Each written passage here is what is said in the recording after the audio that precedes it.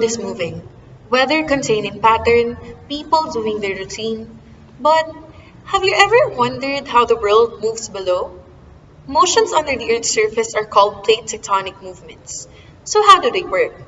Before we understand how the plate tectonic works, first we must know that there are two type layers of the Earth. The two type layers of the Earth are the compositional layers and the mechanical layers. The three primary layers of the compositional are the crust, mantle, and core. While for the mechanical, we have the lithosphere, which is the outermost layer of the Earth, which contains the entire crust, the asthenosphere, which contains the same material as the top layers of the mantle, but the pressure and heat are increased. It does move like heated rock, and you could say it's somewhat fluid. Mesosphere, an area where the pressure is starting to build, which restricts the molecule's ability to move. The outer core, where in extremely high temperatures melt the metals contained in this layer, which is liquid form. Then the inner core, which has extremely high temperatures and is composed of mostly metals. There's so much pressure at this depth that even though temperatures are beyond the melting point. To further understand how the plate tectonics work, let's go back to its history.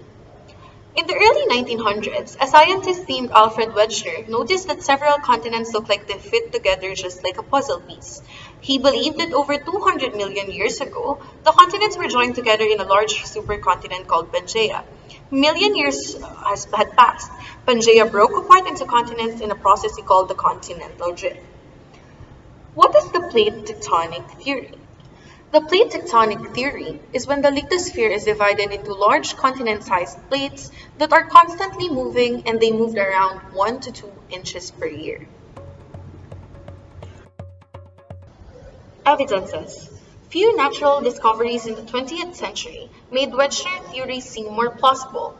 In 1950s to the 1960s, the scientists discovered heated magma rising cracks in the oceanic crust called dikes, which means how new rock or land is created.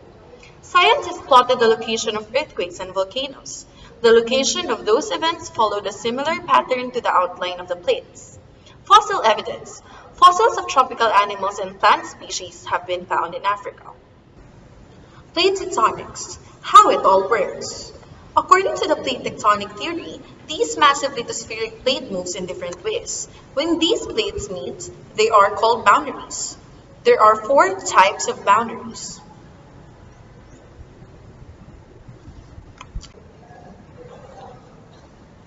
Convergent boundaries. It is when two plates are moving toward one another. Example, the Himalayas mountain which formed due to the two tectonic plates colliding.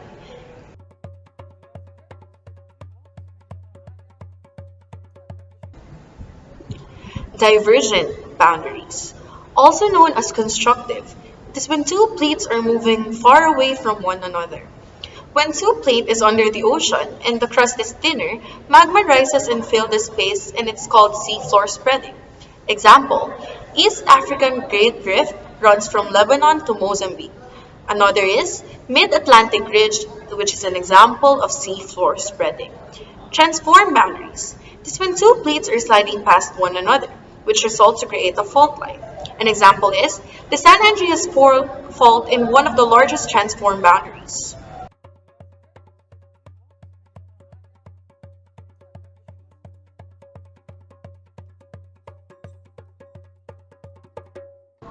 Subduction, also known as destructive, it is when one plate moves under another and is forced to sink due to gravity into the mantle.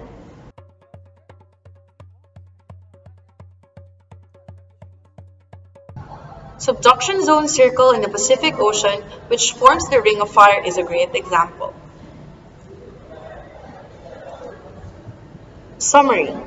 The plate tectonic theory is based on the concept proposed by Alfred Wegener that the continents were once a part of the supercontinent called Pangaea, which leads other scientists to believe due to some evidences.